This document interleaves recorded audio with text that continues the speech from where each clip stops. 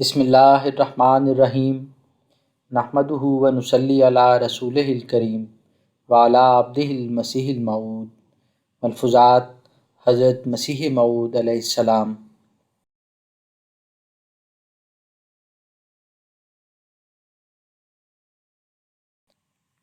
21 جنوری 1898 فرمایا، بجائے خود مرض طاعون عذاب شدید ہے، دوسرا قانون اس پر سخت ہے جو دوسرا عذاب ہے اور مرض سے بھی بڑھ کر ہے۔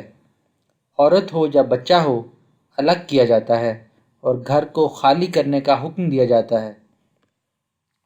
اس مرض اور اس کے قانون پر غور کر کے میرے دل میں ایک درد پیدا ہوا اور میں نے تہجد میں اس کے متعلق دعا کی تو الہام ہوا، ان اللہ لا یغیر ما بقوم حتی یغیروا ما بانفسہم۔ اب خیال ہوتا ہے کہ وہ الہام جو ہوا تھا کہ کون کہہ سکتا ہے اے بجلی آسمان سے مت گر، شاید اسی سے متعلق ہو۔ میں تمہیں یہ سمجھانا چاہتا ہوں کہ جو لوگ قبل از نزول بلا دعا کرتے ہیں اور استغفار کرتے اور صدقات دیتے ہیں، اللہ تعالیٰ ان پر رحم کرتا ہے اور عذاب الہی سے ان کو بچا لیتا ہے۔ میری ان باتوں کو قصے کے طور پر نہ سنو، میں نصحً للہ کہتا ہوں، اپنے حالات پر غور کرو اور آپ بھی اور اپنے دوستوں کو بھی دعا میں لگ جانے کے لیے کہو۔ استغفار عذاب الہی اور مصائب شدیدہ کے لیے سپر کا کام دیتا ہے۔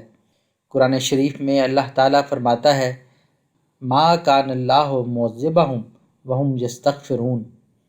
اس لیے اگر تم چاہتے ہو کہ اس عذاب الہی سے تم محفوظ رہو تو استغفار کثرت سے پڑھو۔ گورنمنٹ کو اختیار ہوگا کہ مبتلا اشخاص کو علیحدہ رکھا جائے، گویا وہ لوگ جو علیحدہ کیے جائیں گے قبروں میں ہی ہوں گے۔ امیر و غریب، مرد و عورت، بوڑھے جوان کا کوئی لحاظ نہ کیا جائے گا۔ اس لیے خدا نہ خواستہ اگر کسی ایسی جگہ طاعون پھیلے جہاں تم میں سے کوئی ہو تو میں تمہیں ہدایت کرتا ہوں کہ گورنمنٹ کے قوانین کی سب سے پہلے اطاعت کرنے والے تم ہو۔ اکثر مقامات میں سنا گیا ہے کہ پولیس والوں سے مقابلہ ہوا۔ میرے نزدیک گورنمنٹ کے قوانین کے خلاف کرنا بغاوت ہے جو خطرناک جرم ہے۔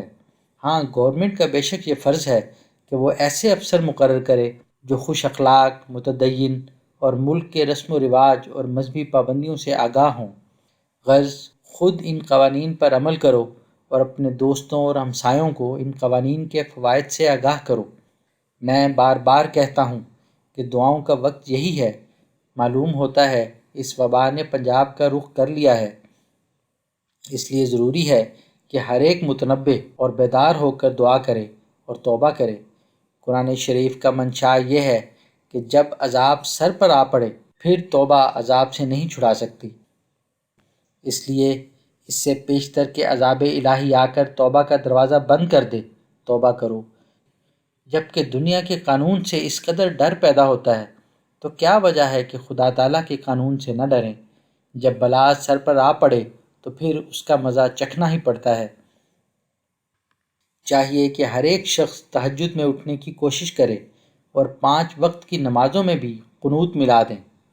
ہر ایک قسم کی خدا کو ناراض کرنے والی باتوں سے توبہ کرے۔ توبہ سے یہ مراد ہے کہ ان تمام بدکاریوں اور خدا کی نارضامندی کے باعثوں کو چھوڑ کر ایک سچی تبدیلی کریں اور آگے قدم رکھیں اور تقوی اختیار کریں، اخلاق کی تہذیب کریں، اس میں بھی خدا کا رحم ہوتا ہے۔ عادات انسانی کو شائستہ کریں، غضب نہ ہو، تواضع اور انکساری اس کی جگہ لے۔ اخلاق کی درستی کے ساتھ اپنے مقدور کے موافق صدقات کا دینا بھی اختیار کرو۔ یطعمون الطعام علی حبہ مسکینا و یتیما و اسیرا، یعنی خدا کی رضا کے لیے مسکینوں اور یتیموں اور اسیروں کو کھانا دیتے ہیں اور کہتے ہیں کہ خاص اللہ تعالیٰ کی رضا کے لیے ہم دیتے ہیں، اور اس دن سے ڈرتے ہیں جو نہایت ہی ہولناک ہے۔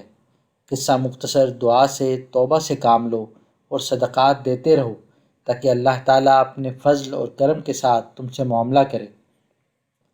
اخلاقی حالت ایسی درست ہو کہ کسی کو نیک نیتی سے سمجھانا اور غلطی سے آگاہ کرنا ایسے وقت پر ہو کہ اسے برا معلوم نہ ہو۔